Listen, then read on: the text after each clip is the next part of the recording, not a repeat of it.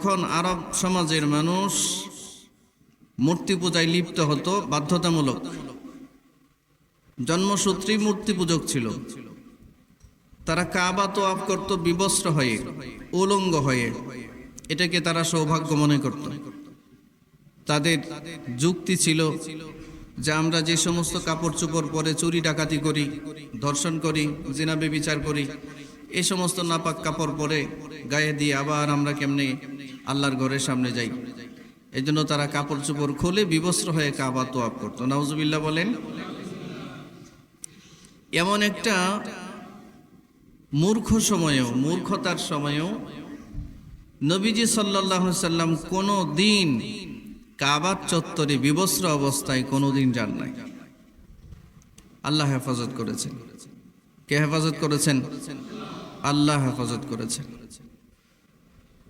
রাসূলুল্লাহ সাল্লাল্লাহু আলাইহি ওয়াসাল্লাম কোনোদিন গান শোনেন নাই।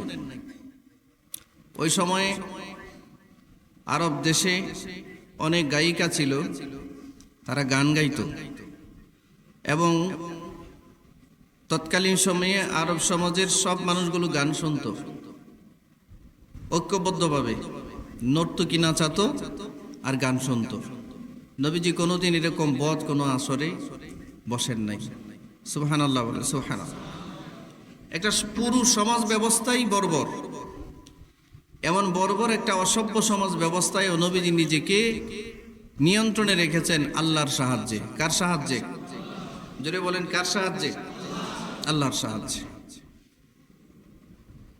রাসূলুল্লাহ সাল্লাল্লাহু আলাইহি সাল্লামের কানে একবার এক গানের আওয়াজ আসার কারণে নবীজি বেহুশ হয়ে গেছে। যতক্ষণ পর্যন্ত এই গানের আসর থেকে নবীজিকে সরানো না হয় ততক্ষণ পর্যন্ত তার হুঁশ ফিরে পান নাই, তিনি হুঁশ আসে নাই। কেমন পবিত্র এক জীবন ছিল, কতটুকু পবিত্রতা দিয়ে আল্লাহ তাআলা সুশোভিত করেছেন মুহাম্মদুর রাসূলুল্লাহ সাল্লাল্লাহু আলাইহি ওয়াসাল্লামের জীবনকে। আহলে সুন্নাত ওয়াল জামাতের আকীদা, পৃথিবীর সমস্ত নবী রাসূলরাই মাসুম, নিষ্পাপ। কথা ঠিক আছে কিনা? পৃথিবীর কোনো ব্যক্তি, কোনো দল, কোনো স্কলার যদি কখনো এই কথা বলে যে নবীরাও পাপ করেছে, তাহলে আপনি নির্দ্বিধায় তাদেরকে বলে দিবেন এরা পথভ্রষ্ট, এরা পথহারা, এদের সাথে আমাদের কোনো সম্পর্ক নাই। তো সমস্ত নবীদের মধ্যে সর্বোচ্চ নবী হচ্ছেন মুহাম্মদুর রাসূলুল্লাহ সাল্লাল্লাহু আলাইহি ওয়াসাল্লাম। ব্যক্তি জীবন একদম ছোটবেলা থেকে নবীজি নিজেকে নিয়ন্ত্রণে রেখেছেন। একটু আলাদা ছিলেন, তিনি ব্যতিক্রমী ছিলেন। ছেলেরা খেলাধুলা করতো মাঠে, নবীজি আশপাশে যাইতেন, কিন্তু কখনো অন্যান্যদের মতো কাপড় চোপড় খুলে দৌড়াদৌড়ি করে খেলাধুলা এটা রাসূল করতেন না। একটু নিজেকে নিয়ন্ত্রণে রাখতেন। রাসূলুল্লাহ সাল্লাল্লাহু আলাইহি ওয়াসাল্লাম এভাবে নবুয়ত প্রাপ্তির পূর্বে 40 বছর কাটিয়েছেন মক্কার জমিনে, যেখানে চুরি চলতো, ডাকাতি চলতো, রাহাজানি চলতো, জিনা ব্যভিচার চলতো এবং সমস্ত রকমের অন্যায় অনাচার অত্যাচার মক্কার জমিনে চলতো। সমস্ত অত্যাচার থেকে, অন্যায় থেকে, জুলুম থেকে মুহাম্মদুর রাসূলুল্লাহ সাল্লাল্লাহু আলাইহি ওয়াসাল্লামকে আল্লাহ তাআলা মাহফুজ রেখেছিলেন। নবীজি একটা দোষের সাথে জড়িত ছিলেন না। আলহামদুলিল্লাহ। নবুয়ত প্রাপ্তির পরে তো মাত্র 23 বছরের জীবন। এই 23 বছরের জীবনে প্রতিটা অনুষঙ্গের মধ্যে গোটা পৃথিবীর মানুষ রসুলকে যদি তালাশ করে তার আদর্শ সে খুঁজে পাবে। আল্লাহ রসুল সাল্লাল্লাহু আলাইহি সাল্লামের ব্যক্তি জীবনে একটা মিথ্যা কথা বলেছে, এর প্রমাণ পৃথিবীর কোনো মানুষ দিতে পারবে না। আপনারা খেয়াল করেন, একটা মানুষ ব্যক্তি জীবনে মিথ্যা কথা বলে নাই, কখনো মিথ্যার আশ্রয়ও নেয় নাই, ঘুরে ফিরেও নেয় নাই, এমন মানুষ পৃথিবীতে খুঁজে পাওয়া বিরল। ঠিক আছে কিনা? আমাদের এই সমাজে এমন মানুষও আছে, দিনে কথা যদি বলে 2000, এর মধ্যে 1500-র উপরে বলে মিথ্যা কথা। আছে না এমন মানুষ? সকালবেলা থেকে শুরু করে মিথ্যার চর্চা, ঘুমানো পর্যন্ত মিথ্যা কথা বলে। আর মিথ্যা বলবার যত সরঞ্জাম আছে, যত উপকরণ আছে, সব এখন আমাদের হাতে। টেলিফোন করে কেউ বলল আপনি কোথায় আছেন, সে আছে আশুলিয়া, বলতেছে আমি আছি টাঙ্গাইল। কোথায় আছে? এমন কথা বলার মানুষ নাই সমাজে, মানে পুরো উল্টা বলতেছে, মিথ্যার ছড়াছড়ি। আমাদের সমাজে মিথ্যা কথা ছাড়া একটা দোকানদারের ব্যবসা চলে না। ঠিক আছে, আসতে বলতেছেন, কি বলেন? মানে তার ব্যবসা মিথ্যা কথা ছাড়া চলেই না, একদম আগাগোড়া পুরোটা মিথ্যা কথার উপরে সে ব্যবসা চালাচ্ছে, আর নিজেকে দাবি করতেছে সে একজন ব্যবসায়ী। নবী রাসূলদের সাথে তার হাসন নসর হবে। নবীজি ব্যবসা করেছিলেন ব্যক্তি জীবনে। হযরতে খাদিজাতুল কুবরা রাদিয়াল্লাহু তাআলা আনহা, আম্মাজান হযরতে খাদিজার বিশাল ব্যবসায়িক দায়িত্ব নিয়ে নবীজি সিরিয়ার দিকে গিয়েছিলেন, পুরো ব্যবসা পরিচালনা করেছেন, সেখান থেকে ফিরে এসেছেন, একটা মিথ্যার আশ্রয় নেন নাই। হযরতে খাদিজার প্রতিনিধি হিসাবে যতজন লোককে তিনি পাঠিয়েছেন, সর্বোচ্চ মুনাফা রাসূলুল্লাহর মাধ্যমে হযরতে খাদিজা রাদিয়াল্লাহু তাআলা আনহার হয়েছিল। নবীজির এই সততা, আমানতদারি, নবীজির এই বিশ্বস্ততা, সবচেয়ে বেশি মুগ্ধ হয়েছিলেন আম্মাজান হযরতে খাদিজা রাদিয়াল্লাহু তাআলা আনহা। বিশ্বস্ততা, সততা, আমানতদারি, এই গুণগুলো যেই মানুষের কাছে থাকে না, এই মানুষকে চেহারায় মানুষ দেখলেও প্রকৃতপক্ষে সে মানুষের গণ্ডির ভেতরে আর থাকে। আল্লাহ রাসূল সাল্লাল্লাহু আলাইহি ওয়াসাল্লামের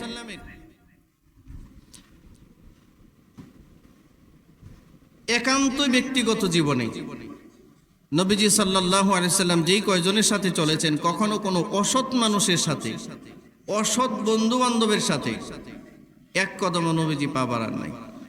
এটা নবীজির জীবনের বড় একটা দিক। অসৎ বন্ধুর সাথে নবীজি কখনোই চলেন নাই। চরিত্রহীন, দুর্নীতিবাজ, মিথ্যাবাদী, এরকম লোকের সাথে নবীজির সম্পর্ক খুব একটা ছিল না। যে কয়জন লোকের সাথে নবীজির সম্পর্ক ছিল মক্কার জমিনে, খুব বেশি আন্তরিকতার সম্পর্ক, এর মধ্যে গোটা পৃথিবীর শ্রেষ্ঠ মানুষগুলোর মধ্যে একজন মানুষ হচ্ছে হযরতে আবু বকর সিদ্দিক রাদিয়াল্লাহু তাআলা। অত্যন্ত নম্র ভদ্র স্বভাবের, সলিমুত তাবা, একজন ভদ্র মানুষের সাথে নবীজি খুব গভীর সম্পর্ক রাখতেন। সমাজের ওই সমস্ত পাপের সাথে হযরতে আবু বকরেরও কোনো সম্পৃক্ততা ছিল না। সত্যকে অনুসন্ধান করতেন সবসময়। এই সমস্ত ভালো মানুষের সংস্রবে সবসময় ছিলেন। নবীজি কখনো অসৎ কোনো বন্ধু চয়ন করেন নাই। রাসূলুল্লাহ সাল্লাল্লাহু আলাইহি সাল্লাম বন্ধু নির্বাচনের ক্ষেত্রে নির্দেশনাও দিয়েছেন। বন্ধুর অসৎ চরিত্র আরেক বন্ধুর উপরে পড়ে। আল মারউ আলা দীনি খালিলি, কোন মানুষ যখন বন্ধু নির্বাচন করে, তার বন্ধু নির্বাচনের ক্ষেত্রে সে যেন এটা খেয়াল করে। ফালইয়ানজুর মান ইউখালিল, বন্ধু নির্বাচনের ক্ষেত্রে যে অবশ্যই সে যেন এটা খেয়াল রাখে, তার বন্ধু যেন সচ্চরিত্রবান হয়, ভালো হয়। কেননা বন্ধুর প্রভাব আরেক বন্ধুর উপরে পড়ে। বন্ধু যদি হয় গাঁজাখোর, বন্ধু যদি হয় মদখোর, বন্ধু যদি হয় ইয়াবাখোর, বন্ধু যদি হয় বেনামাজি, বন্ধু যদি হয় চরিত্রহীন, এই ছেলেটার মধ্যেও এই বদ অভ্যাসগুলো আস্তে আস্তে আস্তে আস্তে তার মধ্যে আসতে থাকে।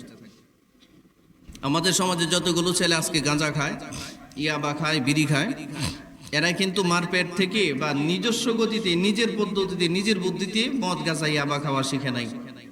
নিশ্চয়ই কোনো না কোনো চরিত্রহীন বন্ধু বান্ধবের আড্ডায় পড়েছে। কথা বলেন, ঠিক আছে কিনা? এই দিকটা খুব খেয়াল রাখতেন নবীজি।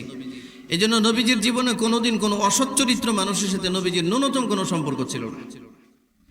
এরপরেও রসুল বলেছেন, তোমরা বন্ধুত্ব নির্বাচনের ক্ষেত্রেও এটা লক্ষ্য রাখবা, কোনো অসৎ চরিত্রবান মানুষের সাথে বন্ধুত্বের সম্পর্ক রাখা যাবে না। রসুল সাল্লাল্লাহু আলাইহি সাল্লাম বলেছেন, বন্ধুত্বের সম্পর্ক তো তার সাথে করবা যাকে দেখলে আল্লাহর কথা মনে হয়। কার কথা মনে হয়? বন্ধুত্বের সম্পর্ক তো তার কথা বলবা, দেখবা, করবা যার সাথে কথা বললে পরকালের কথা মনে হয়। বন্ধুত্বের সম্পর্ক তো তার সাথে রাখবা যাকে দেখলে পরে, যার সাথে কথা বললে পরে, যার সাথে চললে পরে জান্নাতের ভিতরে একসাথে বসবাস করবার একটা স্পৃহা ভিতরে জন্ম নেয়। একটা অসৎ বন্ধু একটা সৎ মানুষকেও জাহান্নামী বানায় দিতে পারে, পারে কি পারে না? আর একটা সৎ বন্ধু ইচ্ছে করলে অসৎটাকে বুঝাইয়া জান্নাতের দিকে আনতে পারে। কিন্তু আমাদের সমাজে সৎ এবং সততার দল পাতলা, হালকা, অসৎদের দল ভারী। কথা বলেন ঠিক আছে কিনা? অসৎ চরিত্রহীনদের দল ভারী, সৎ মানুষের দল হালকা। এই জন্য বন্ধুত্বের সম্পর্ক করতে গেলেও কোনো চরিত্রহীন, কোনো বদমেজাজির সাথে কখনো বন্ধুত্বের আন্তরিক সম্পর্ক করা যায়। আল্লাহ আমাদেরকে বুঝবার তৌফিক দান করুক। নবীজি এই ক্ষেত্রে সচেতন ছিলেন। আল্লাহ রাসূল সাল্লাল্লাহু আলাইহি ওয়াসাল্লামের একটা জীবন ছিল শ্রমিকের জীবন। শ্রমিকদের জন্য নবীজি কেমন ছিল? নবীজি শ্রম দিয়েছেন। নবীজি কারো কাছে হাত পেতে চলাটাকে অপছন্দ করতেন। নিজে শ্রম দিয়ে, ঘাম দিয়ে নিজের উপার্জন করতেন, সেটা দিয়ে চলতেন। আপনারা জানেন রাসূলুল্লাহ সাল্লাল্লাহু আলাইহি ওয়াসাল্লাম মক্কার জমিনে মেষ চড়াইতেন, ছাগল চড়াইতেন, ছাগল শ্রম দিয়ে জীবিকা নির্বাহ করতেন। নবীজির কাছে এক প্রার্থী এসে, সাইল এসে, এক ভিক্ষুক এসে ভিক্ষা চাইল। এটা প্রসিদ্ধ ঘটনা, সকলেরই জানা আছে। আল্লাহ রাসূল তাকে সরাসরি কোনো ভিক্ষা না দিয়ে নবীজি তার কাজ করার ব্যবস্থা করে দিয়েছিলেন। যে তোমার ঘরে কি আছে নিয়ে আসো, কোরাল নিয়ে আসো। নবীজি কিছু কিনে দিলেন, দেয়া বললেন জঙ্গলে যাও, কাঠ কাটো, নিজের জীবিকা নিজে নির্বাহ করো, কারো কাছে হাত পেতো না। সুবহানাল্লাহ বলবেন না? এটা নবীর শিক্ষা, এটা নবীর আদর্শ। রাসূলুল্লাহ সাল্লাল্লাহু আলাইহি সাল্লামের ব্যবসায়িক জীবন সফলতার। কখনো রাসূলুল্লাহ ব্যবসায়িক জীবনে খেয়ানতের পরিচয় দেন নাই, সম্পূর্ণ বিশ্বস্ততার পরিচয় দিয়েছেন। এবং এই কারণে হযরতে আম্মাজান খাদিজাতুল কুবরা রাদিয়াল্লাহু তাআলা আনহা খুব বেশি নবীজির উপরে মাইল হয়েছিলেন। রাসূলুল্লাহ সাল্লাল্লাহু আলাইহি ওয়াসাল্লামের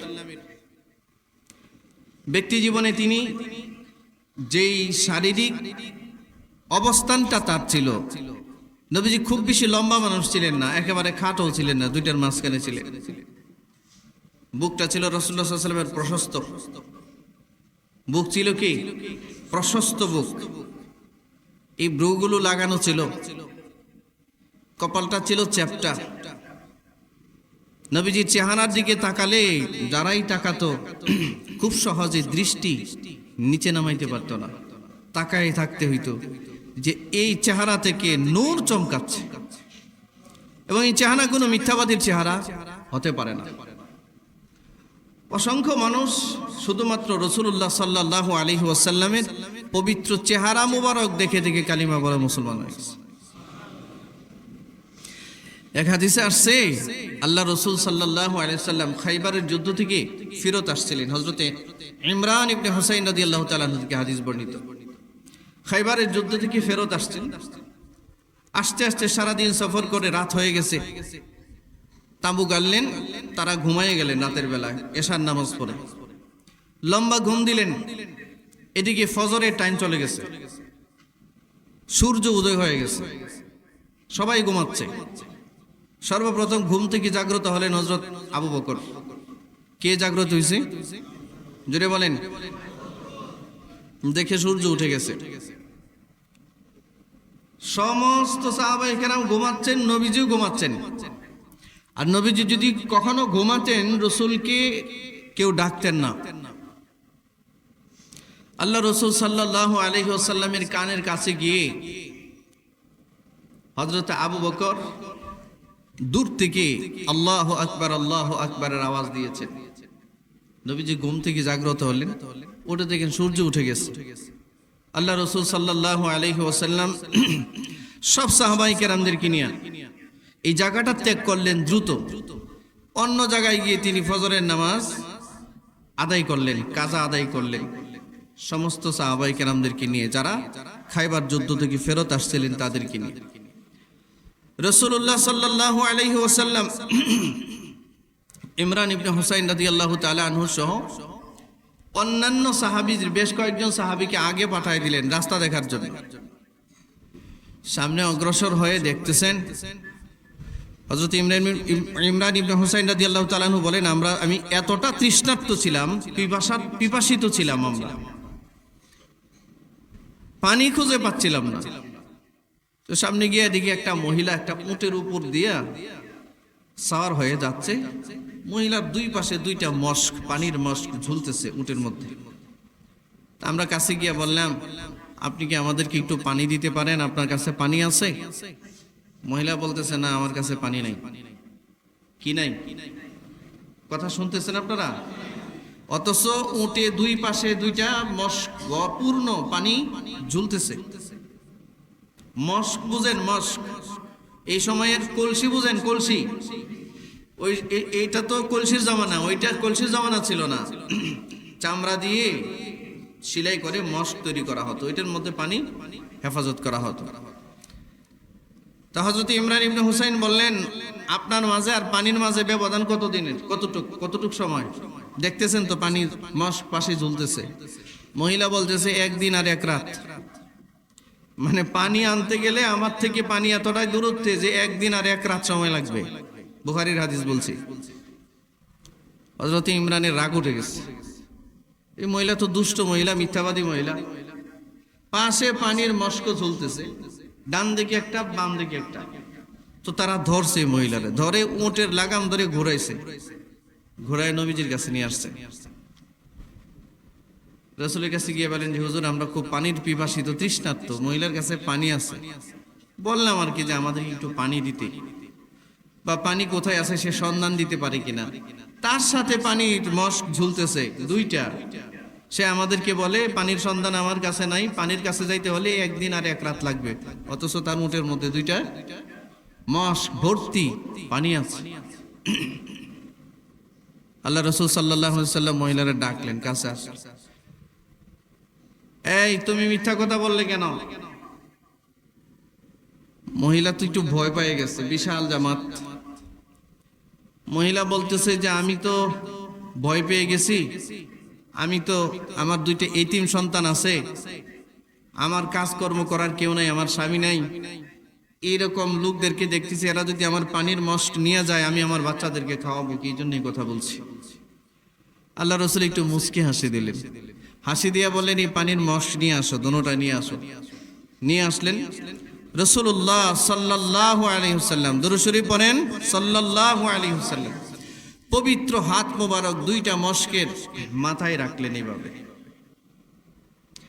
রেখে সাহাবায়ে কেরামদেরকে বললেন, বিসমিল্লাহ বলে তোমরা পানি নিতে থাকো, তৃপ্তি সহকারে পানি পান করো, এবং নিজেদের মধ্যে যদি পানি সংগ্রহ করে রাখার প্রয়োজন হয় সেটাও করো।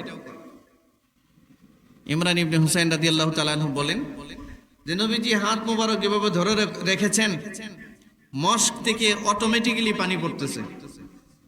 আমরা পানি পান করলাম, তৃষ্ণা কিছুই নাই। 40 জন সাহাবী একসাথে পানি পান করলাম, অথচ দুইটা মস্কে সর্বোচ্চ 2, 4, 5 জন সাহাবীর পানি আছে। আমরা 40 জন সাহাবী পানি পান করলাম এবং আমাদের পাত্রগুলোকে পরিপূর্ণভাবে ভরে নিলাম। এরপর আল্লাহ রাসূল সাল্লাল্লাহু আলাইহি ওয়াসাল্লাম তার হাত মোবারক এই মস্ক থেকে উপরে উঠাইলেন। আমরা তাকিয়ে দেখলাম মস্কে শুরুতে যা পানি ছিল শেষেও তাই আছে। এত আসতে বললেন। আচ্ছা, এরকম একটা মুজিজা এই জামানায় কেউ যদি দেখাইতো, তাহলে মানুষ পাগল হয়ে তার পিছনে ছুটতো। আমাদের দেশের মানুষ তো ল্যাংটা পীরের পিছনে দৌড়ায়, ভণ্ড পীরের পিছনে দৌড়ায়, ঠিক না? ওইটা ছিল নবীজির একটা চাক্ষুষ, একটা মুজিজা। আল্লাহ রাসূল সাল্লাল্লাহু আলাইহি ওয়াসাল্লাম ইনসাফগার কেমন ছিলেন, সাহাবীদেরকে বললেন, তোমাদের কাছে খাবারের কিছু আছে, থাকলে নিয়ে আসো। তো সাহাবীরা কিছু রুটি আনলেন, কিছু খেজুর আনলেন। আল্লাহর নবী মহিলার কাছে এই খেজুরগুলো দিয়ে রুটি দিয়ে বললেন, তুমি ডিস্টার্ব ফিল করো না, তুমি কিছু মনে করো না, তুমি তোমার বাড়িতে শান্তি মতো চলে যাও, তোমার মস্কের পানি কমে নাই, এগুলো আমরা তোমাকে হাদিয়া দিলাম।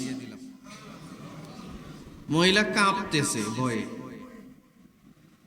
এই মস্ক নিয়ে, খেজুর নিয়ে আর রুটিগুলো নিয়ে বাড়িতে গেছে, ওনার মহল্লায় গেছে, গিয়া সবাইকে চিৎকার করে, মহিলাদের চিৎকার বুঝেন না, অলৌকিক কিছু দেখছে, সবাইকে একত্রিত করছে, করে বলল, এই আমি তো এক মহা জাদুঘরের সাথে দেখা হয়েছে আজকে।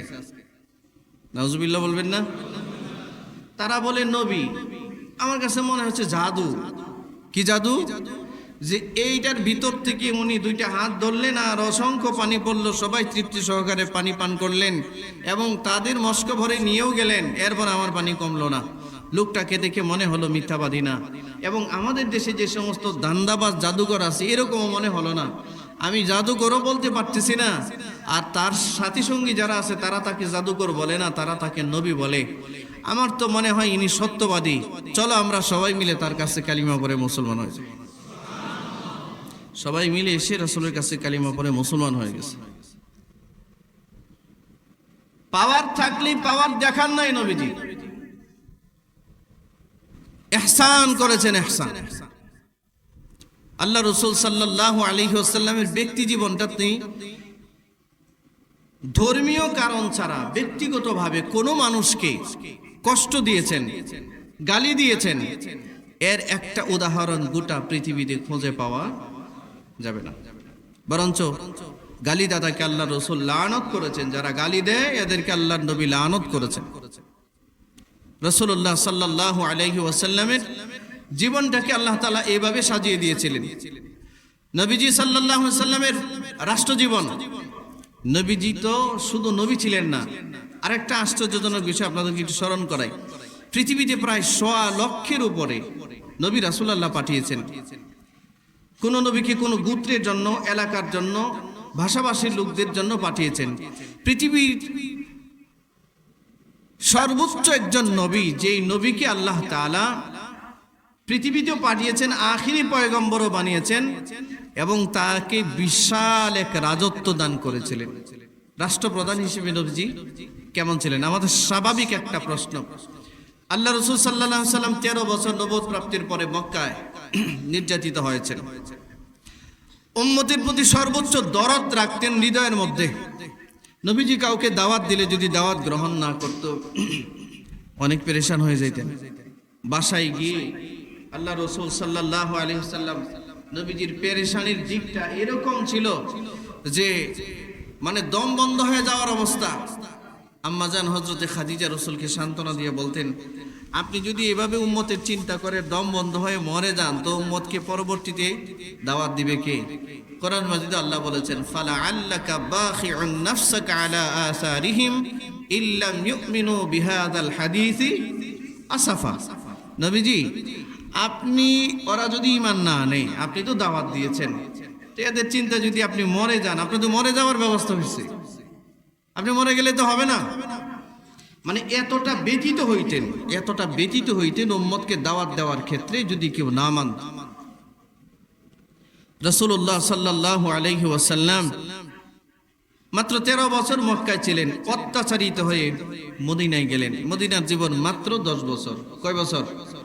জোরে বলেন, কয় বছর? 622 খ্রিস্টাব্দ থেকে 632 খ্রিস্টাব্দ মক্কার জমিনে ছিলেন। এই 10 বছরের এক বিপ্লব পৃথিবীতে তিনি ঘটিয়েছিলেন, যেই বিপ্লব সারা দুনিয়ায় আর কেউ ঘটাতে পারেন না। নবীজি যখন ইন্তেকাল করেন, তখন নবীজির যে মদিনার স্টেট ছিল, মদিনা রাষ্ট্র ছিল, মদিনা কেন্দ্রিক যে ইসলামিক ইমারত ছিল, 8 লক্ষ বর্গ মাইলের ইমারত ছিল নবীজির ইন্তেকালের সময়। সুবহানাল্লাহ বলতেন না? 8 লক্ষ বর্গ মাইল বুঝেন? বাংলাদেশের বর্গ মাইল হচ্ছে 56,000 বর্গ মাইলের একটা দেশ বাংলাদেশ। কয় হাজার বর্গ মাইলের? কথা বলতে হবে, তো কথা বলেন। সারা বাংলাদেশের বর্গ মাইল হচ্ছে আমাদের 56,000, 56 লাখ না, 56,000 বর্গ মাইলের দেশ, ছোট্ট একটা দেশ বাংলাদেশ। আর নবীজির ইন্তেকালের সময় এই গোটা পৃথিবীতে যেই এলাকাগুলো তিনি শাসন করেছিলেন, ইসলামিক ইমারতের অন্তর্ভুক্ত করেছিলেন, ইসলামী রাষ্ট্রের অন্তর্ভুক্ত করেছিলেন, এই আয়তনের সংখ্যা ছিল 8 লক্ষ। বাংলাদেশের প্রায় 16 থেকে 17টা রাষ্ট্রের সমান। নবীজি যখন ইন্তেকাল করেছিলেন, এই বিশাল পরিধি অঞ্চলের রাষ্ট্রপ্রধান হিসেবে নবীজি পৃথিবীতে ছিলেন। কথা হচ্ছে, নবীজি রাষ্ট্রপ্রধান হিসেবে কেমন ছিলেন, রাষ্ট্রনায়ক হিসেবে তিনি কেমন ছিলেন, বিচারক হিসেবে তিনি কেমন ছিলেন, নবীজির রাষ্ট্র পরিচালনার পদ্ধতিটা কেমন ছিল। আর এই 8 বছরে এতটা বিপ্লব কিভাবে সংগঠন করা সম্ভব হয়েছিল? আমাদের দেশ তো 54 বছর হয়েছে, স্বাধীন হয়েছে। এই মাত্র 56,000 বর্গ মাইলের একটা দেশ, আমরা কোনো সৎ নেতৃত্ব এখনো পর্যন্ত পাই নাই। ঠিকের আওয়াজ যে আসতে দিচ্ছেন ভাই, জোরে বলেন না। নবীজি সাল্লাল্লাহু আলাইহি সাল্লামের মাত্র 10টা বছর, 622 থেকে 632 খ্রিস্টাব্দ, এতটুকুন সময়ের ভিতরে এক বিপ্লব সংঘটিত করেছিলেন। সারা পৃথিবীর সর্বোচ্চ সুপার পাওয়ার রাষ্ট্রগুলোর মধ্যে, সর্বোচ্চ সুপার পাওয়ার অঞ্চলগুলোর মধ্যে ইউরোপিয়ানদের ভিতরে যারা সবচেয়ে বেশি ক্ষমতাধর ছিল, এটাকে রোমান সাম্রাজ্য বলা হতো। নবীজি রোমান সাম্রাজ্যকে চ্যালেঞ্জ করেছিলেন। পারস্য সম্রাটদের ভিতরে,